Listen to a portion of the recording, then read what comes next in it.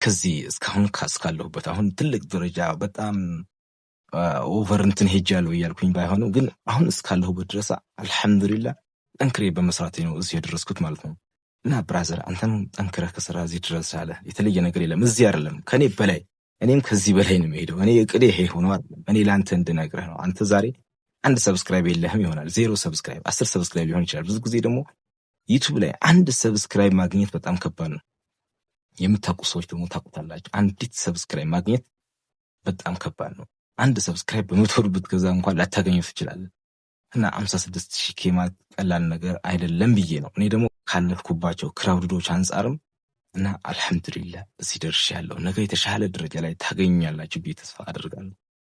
በአላህ ፍቃድ አላህ እድሜያችን ከጨመረልን ካረዘመልን ሙሉን ቪዲዮ ተለቋልና ቪዲዮን ገብታችሁ እዩት። ቪዲዮንም ላይክ፣ ሰብስክራይብ፣ ሼር አድርጉ።